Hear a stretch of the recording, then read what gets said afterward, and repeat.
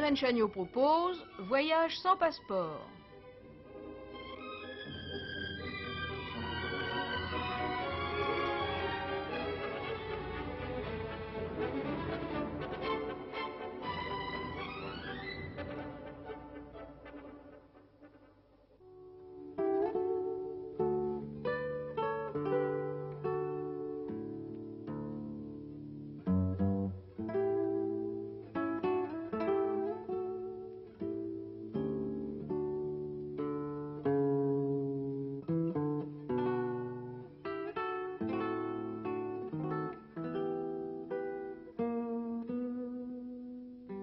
Le Rio Culhuen, bordé de ces immenses forêts impénétrables.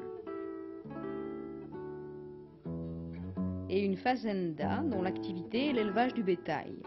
Elle compte plus de 120 000 têtes et est aussi étendue qu'un département français. Bêtes saines et robustes, parfaitement bien adaptées à la chaleur du pays. Résultat d'un croisement de nos vaches avec le zébu des Indes.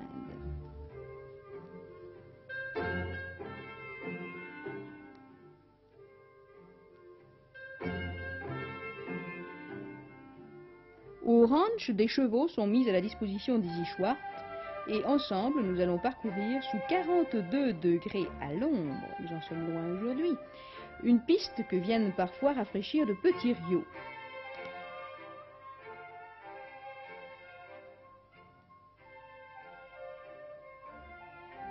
Un paon royal, fier de son beau plumage.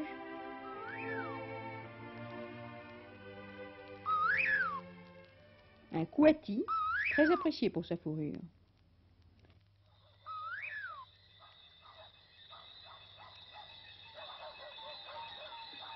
Sur les bords marécageux du Rio Culhuen vivent en toute tranquillité échassiers et palmipèdes,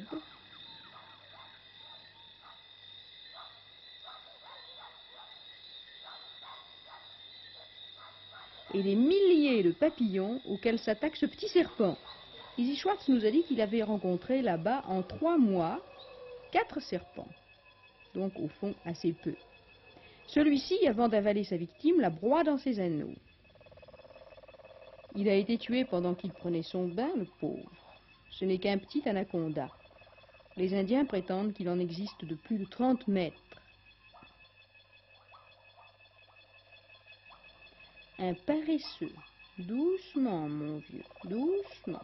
Tu pourrais être fatigué.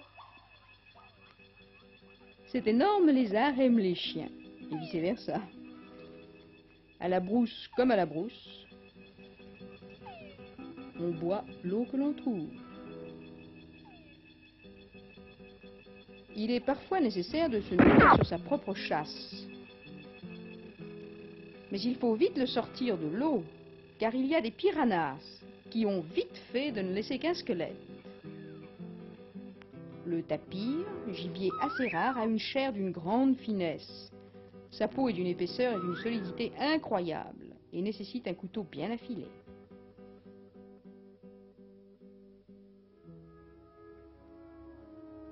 Ce qu'il cherche parmi les tripes est un morceau de viande qui s'appelle foufou et qui flotte sur l'eau.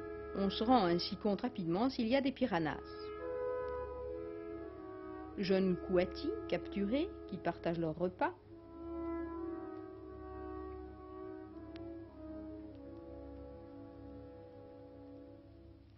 Et qui préfèrent un morceau de viande grillée à la canne à sucre.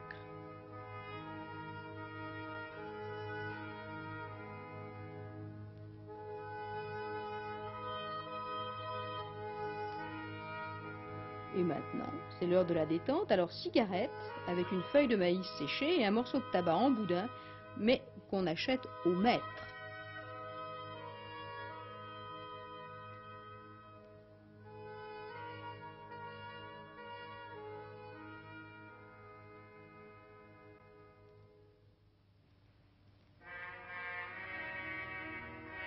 Soudain apparaît un crocodile qui s'apprête à nager en direction du reste du tapir rejeté à l'eau.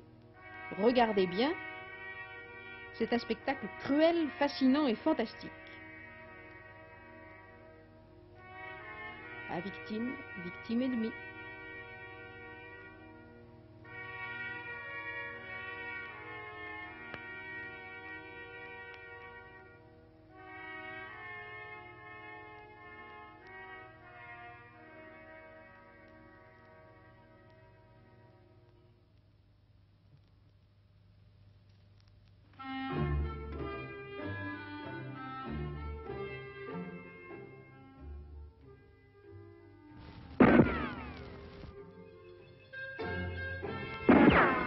Aussitôt tirés, les piranhas l'ont secoué de dernier sursaut.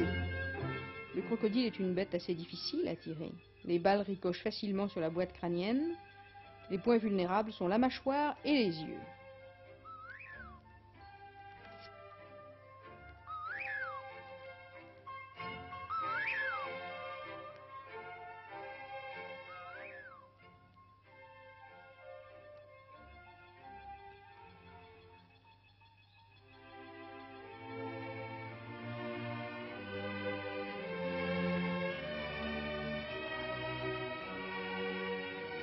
Nous nous dirigeons maintenant vers un petit poste avancé, Xavantina, qui se trouve au bord du Rio de la Mort et dont les rives délimitent la dernière avance des Blancs face au territoire occupé par les farouches Indiens Xavantes.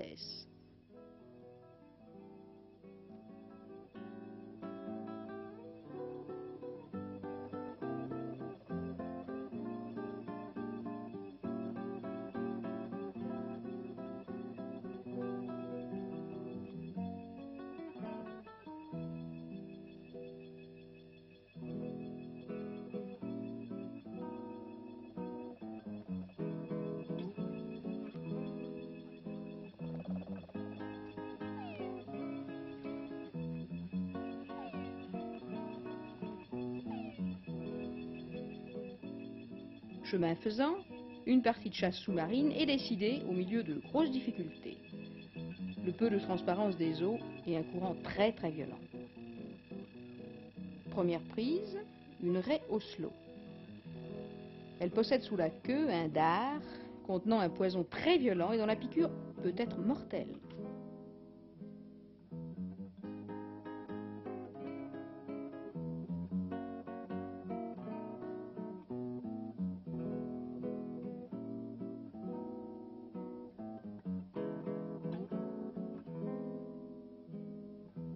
Un peu plus loin, un coup d'Urio tire son rideau de verdure et nous arrivons chez les Garemperos.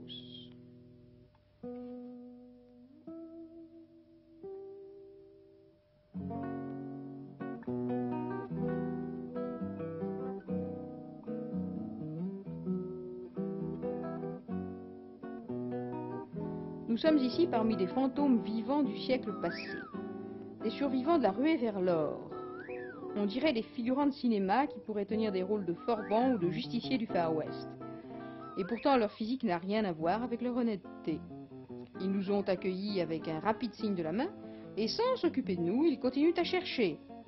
Ils ne parlent pas, raconte Izzy Schwartz. Pourquoi parleraient-ils, puisqu'ils sont là pour chercher? Ils jouent chaque minute avec la misère ou la fortune. Certains sont là depuis des années, en train de creuser, de tamiser, changeant de temps à autre de place, car ils peuvent aller où ils veulent. Parmi eux, un Français, un ancien professeur d'histoire pris par le démon de l'aventure. Il n'a plus de famille, il n'a plus rien. Il n'a jamais rien trouvé, pour ainsi dire, juste de quoi se nourrir pour ne pas mourir de faim. Mais dans chacun de ces hommes, il y a l'espoir. Pour ce Garimpero, cette pelletée tamisée représente l'écrin d'une fortune. Car ce petit bout de verre que vous voyez dans le tas, là, sous vos yeux, là, une fois taillé, vaudra 8 millions. Quittant le Rio de la Mort, rivière enchantée, nous arrivons sur le domaine des Indiens Galapagos. C'est de ce village que le colonel Fawcett fut aperçu pour la dernière fois lorsqu'il partit à la recherche de cette ville d'or, vestige d'une vieille civilisation dont il affirmait l'existence, engloutie par la marée verte du Mato Grosso. Ces Indiens vivent à l'âge de pierre, se nourrissent uniquement de maïs, de manioc et du produit de leur chasse et de leur pêche. Les meilleurs chasseurs ont droit, selon la loi des Galapagos, à 2 femmes, car un bon chasseur peut en nourrir 2.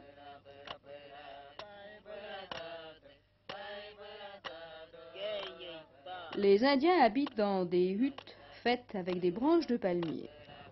Ils leur ont offert quelques vêtements, des médicaments et de la verroterie qu'ils apprécient tout particulièrement. Nous étions au point de jonction avec Izzy Schwartz, au point de jonction qu'ils s'étaient fixé à une autre partie de l'expédition qui les attendait avec avion et jeep. Jeep mal en point, car avant de repartir, ils se sont enlisés dans la hâte de profiter des derniers moments de leur soif d'aventure.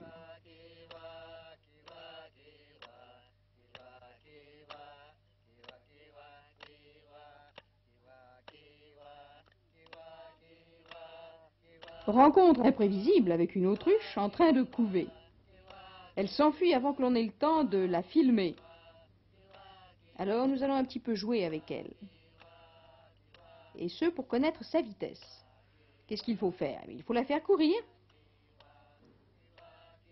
Ouais, eh bien elle faisait du 55 à l'heure.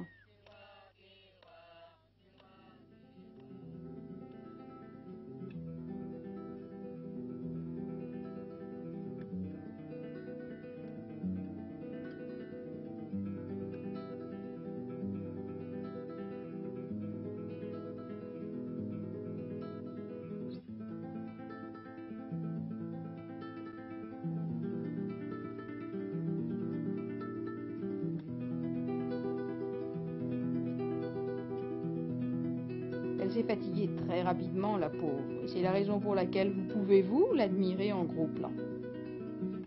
Mais il est juste qu'elle retourne à sa progéniture,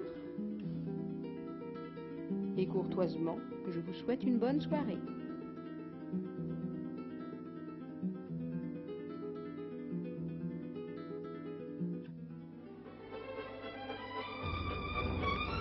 Irène Chagnot vous a proposé Voyage sans passeport. Cette émission a été réalisée avec le concours d'Izzy Schwartz. Script Marcel Aucher. Montage René Gary. Son Claude Gilson, Maurice Théboul. Illustration sonore Dominique Paladil. Réalisation Solange Péter.